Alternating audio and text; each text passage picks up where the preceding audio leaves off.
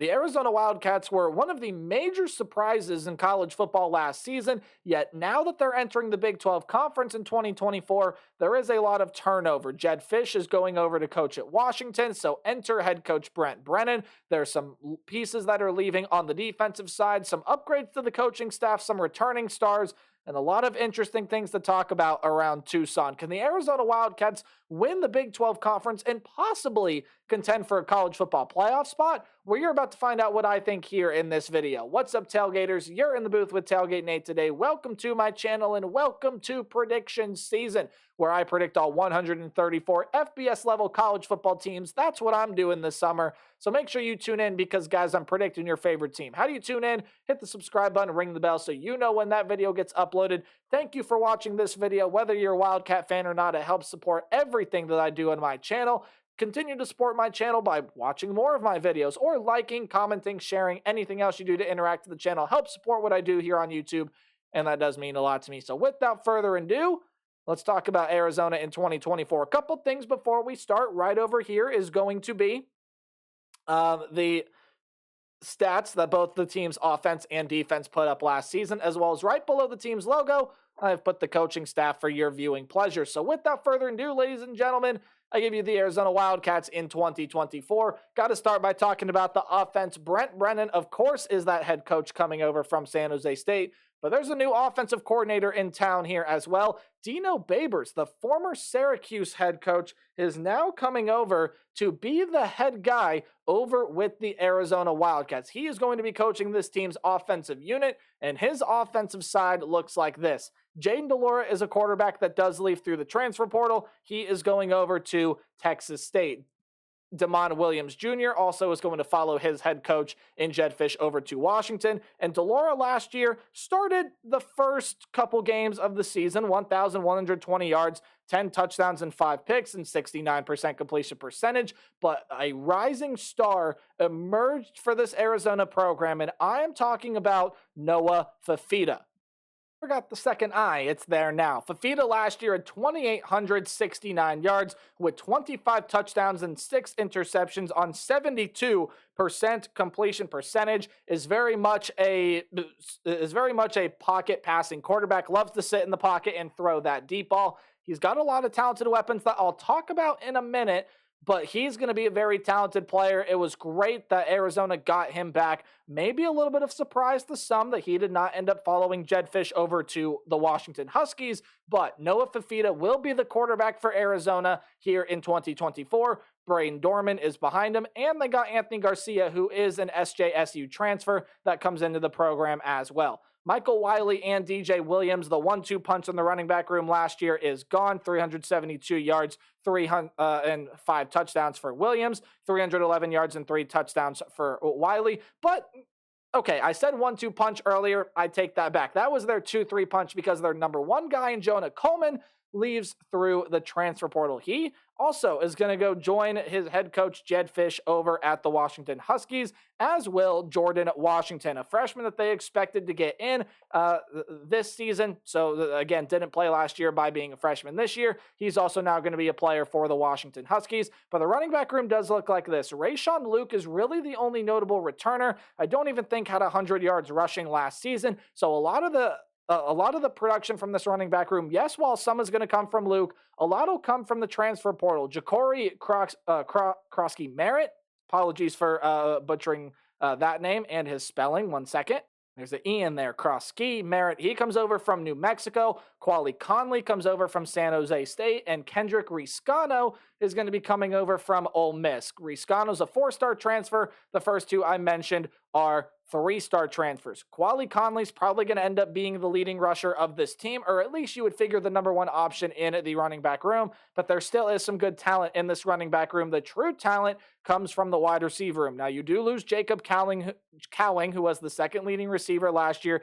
90 catches, 848 yards, 13 touchdowns. 90 catches tied for the team lead. 13 touchdowns led the team last year. Second leading receiver gone to play on Sundays.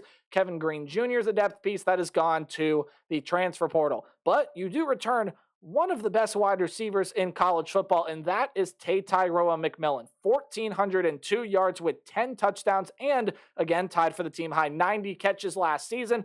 He's one of the best weapons in college football and definitely in contention to win the Blitnikoff Award in 2024. That is my personal opinion. You don't have to agree with that. That's what I think. I think he's an exceptional player. He'll be helped out by Montana, Lamonius Craig, Malachi Riley, and A.J. Jones, as well as a transfer coming over from Old Dominion in Raymelo Murphy. Tanner McLaughlin has gone to the NFL out of the tight end room, so Keon Burnett, Roberto Miranda, and a transfer in Sam Olsen is going to help with that tight end room. And on the offensive line, a huge loss here in Jordan Morgan. Joseph Bourgeon is going to be gone through the portal as well, but you do still have a lot of guys coming back to this offensive line. Pulido, Mo Magnuson, Savion Niea. I hope I pronounced that last name right. I probably didn't, so you can give me crap for that in the comment section below. Josh Baker, they all return to the offensive line, as well as a ton of transfers come in. The most notable to me is Michael Wooten, because he does come over from the highest profile program in Oregon, but you do have Ryan Stewart from San Jose State, Alexander Deuce from Northwestern, Jonah Rodriguez from San Diego State, and Shanko Matautia coming over from Arizona State. So let's talk about this Arizona offense in 2024 with Fafita and McMillan. That quarterback wide receiver connection, it's going to be a very good offense in 2024. And that 300 passing yards per game likely probably could end up being higher, as Fafita is a guy that loves to sit in the pocket and throw the ball, and obviously McMillan is a guy they love to run on the deep routes. Only had a long of 57 as far as a touchdown reception last year. That surely is going to change, in my opinion, in 2024. He's a really talented player. Fafita is a budding star at the quarterback position. I like everything else they have offensively. Now, losing Jordan Morgan on the offensive line is going to hurt a ton. Fafita was sacked 19 times last season, so the offensive line's got to find a piece to slot in for him. But other than that, I think the wide receiver room is going to be spectacular. I think the running back room will be fairly serviceable and have some good use as well. And Fafita, again, I think is a budding star at the quarterback position. For the second straight year, there is a lot of new here with this defense. By the way, I don't know if I mentioned it on the last slide or not, but they did get Dino Babers to coach the offense. If I already said it, I apologize for saying it again, but the former Syracuse head coach will be the offensive coordinator for Arizona in 2024. Let's talk about the defense here, though. Brent Brennan's defense does have a lot of turnover, especially on the defensive line.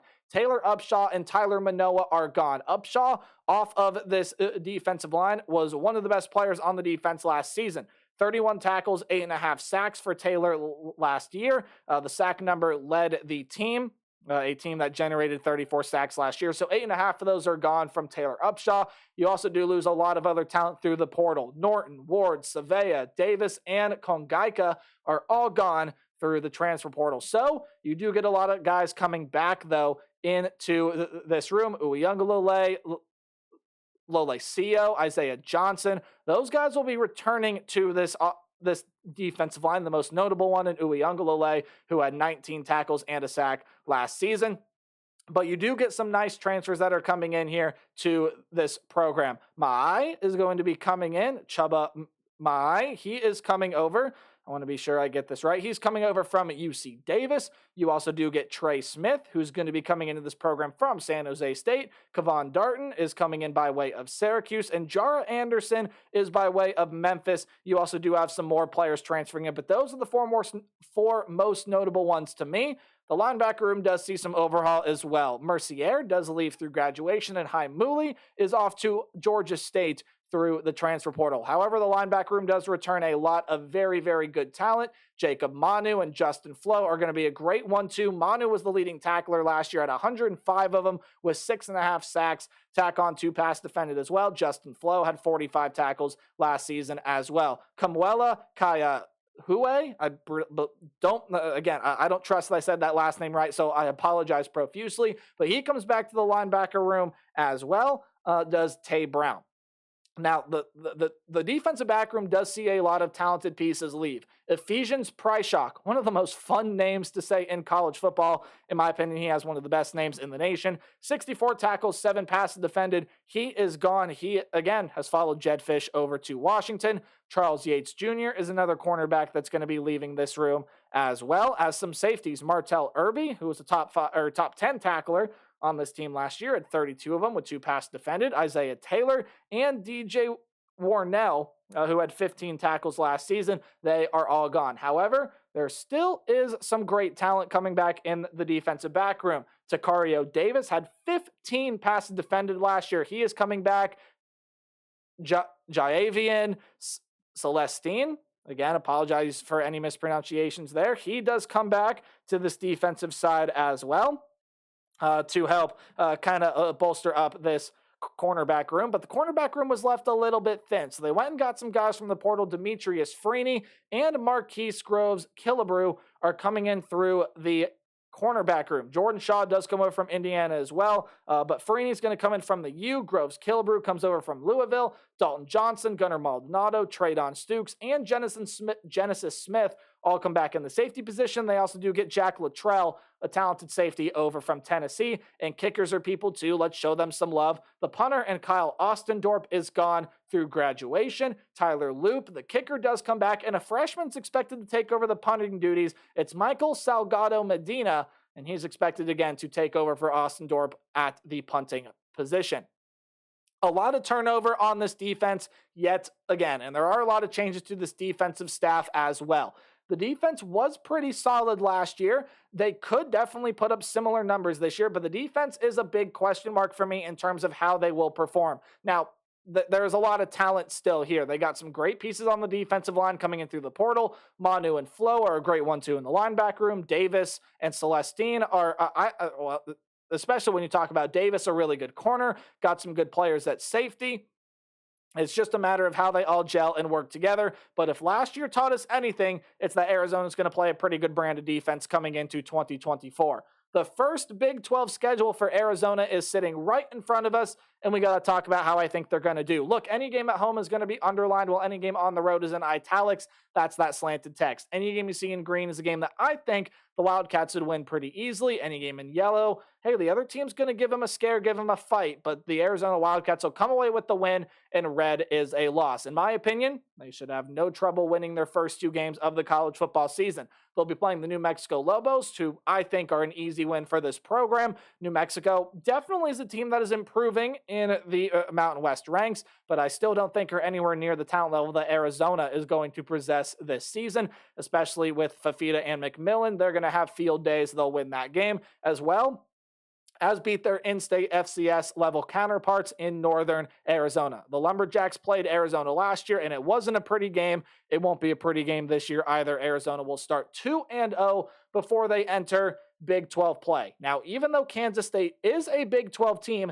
this is not a Big 12 game. There are a couple of games like that within the Big 12 conference this year with all these new teams coming in, with Utah and Arizona State and Colorado coming in. Arizona and Kansas State is technically a Big 12 game, but it will not count towards either team's Big 12 conference record. So technically an out-of-conference game. Arizona's got to go on the road and play Kansas State. A very winnable game for this program, but I do think Kansas State is going to walk away with the win here. A little bit more figured out on defense, at least in my mind, even though there are some returning pieces. I think the talent level on defense supersedes what Arizona has. And then when you take a look at Kansas State offensively, Giddens comes back at running back. You have Avery Howard back at quarterback now. He's going to be a star. He's going to be a really, really good player. This is a Friday night game. It's going to be played under the lights. And I think Arizona's going to have a lot of trouble with the Wildcats on the road. Very close game, and Arizona's going to be able to make this one competitive, but the Wildcats win the game. And I'm talking about Kansas State, that is. Kansas State wins that game there. So then Arizona gets a bye week, and then they have to go on the road to face a familiar opponent in a brand new setting. Was a former Pac-12 battle. Now it'll be Utah and Arizona in the Big 12, and I got the Utes winning this one for a couple of reasons. The first being, we know what style of football Utah is going to play. They're going to play a hard-nosed, physical brand of football. They're going to punch you in the mouth before you even step onto that football field, before the coin toss even begins. They're very physical. They're very hounding. Utah's going to have another great defense this year, and they get some key offensive weapons back. The wide receiver room might be the most talented that Cam Rising has ever had to throw to, and with Brant Keithy coming back, Cam Rising fully healthy, Utah is absolutely my favorite to win the Big 12 Conference, and I think Arizona drops that game to drop to 2-2. Now, no panic here because Arizona is still a very talented team, and I think they go on a little bit of a win streak here. I think they beat the Texas Tech Red Raiders. A lot of good talent on that team, and I love their head coach. I just think Arizona's a better team, so I do think they beat Texas Tech at home. Going on the road to play BYU could be an interesting game here. BYU does have some pretty darn solid players, and I do really like what the BYU has going. Taking a look at their roster here, Jake Retzlaff's going to end up being that quarterback. There are some pretty good defensive players here, but I don't think it's as talented as some of the teams that BYU has had in the past. I think with McMillan and with Fafita throwing him the ball, that quarterback wide receiver duo is going to have a great day here on the road in Provo against a secondary that has a mix of some younger guys, some more experienced guys, even some transfers coming in as well. Marquis Collins coming in to transfer at the cornerback position. But I do think BYU goes down. They lose that game to Arizona in week 7 before Arizona beats Deion Sanders and the Colorado Buffaloes. Once again, Deion Sanders is trying to build a roster through the transfer portal, which I don't think is just as sustainable. I think Colorado's going to improve record-wise, and they maybe even have a little bit higher of a talent level in 2024. I just do not see Colorado being on the same level as the Arizona Wildcats. Arizona wins that game. Just had to change the background color there. Might be a little easier to see for all you people at home. Again, Shedeur Sanders, Travis Hunter, 2 really good players. The roster of Colorado, I just don't think stacks up to what Arizona has. But then you get into the game against the West Virginia Mountaineers. This is where I think Arizona runs into a little bit of trouble. Now, I know this game is at home, and West Virginia has to travel all the way across the country to play this game. Not very conducive of being able to win on the road. Some of these longer road trips, I think it's going to affect teams a lot more than we may realize in 2024. That being said, though, Garrett Green is coming back at quarterback. He was really good last year.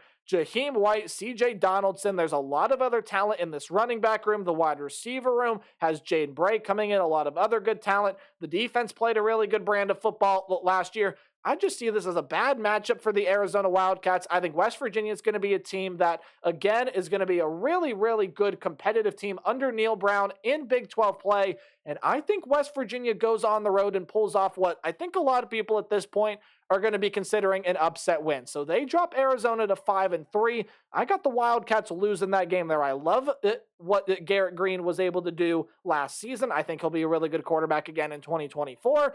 And I got West Virginia pulling out that upset win. However, I do think that Arizona wins out the rest of the way. Not without their struggles, though. UCF is a very tough environment. The bounce house literally does get bounced, and that is a very tough environment to play in. But UCF, under Gus Malzahn, is losing some talent through the NFL, losing some talent through the transfer portal. And while there's going to be a lot of talent at UCF, they always have a pretty talented squad. I think Fafita and McMillan have a redemption from their past week, and they were able to win that game on the road against UCF before going into their final bye week of the season. Willie Fritz is a home run hire at Houston. This is a Friday game, and I think Houston is eventually going to end up finding some sort of rhythm. I don't see it being this year, however. While Houston is going to be a pretty talented team and a very well-coached team, they're not on the same level of Arizona. I got the Wildcats winning that one. I also think they're going to be able to go on the road and beat the TCU Horned Frogs. Now, TCU's got some good pieces to this team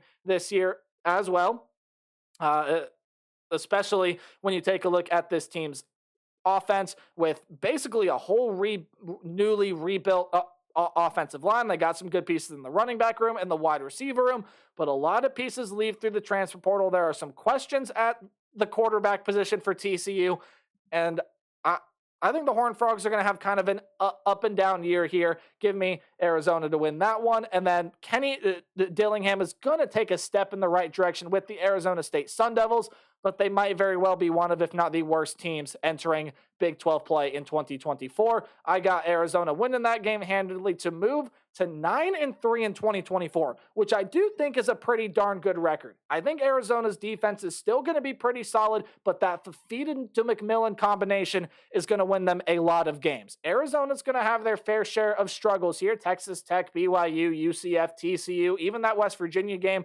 are all games I could see them dropping, but this is still going to be one of the better teams in the Big 12. They can make a run for the conference championship game. The Miami Hurricanes are coming up next. Let me know what you think about the Wildcats in the comment section below. And as always, remember to play hard but tailgate harder. I'll see you in the next one. Goodbye.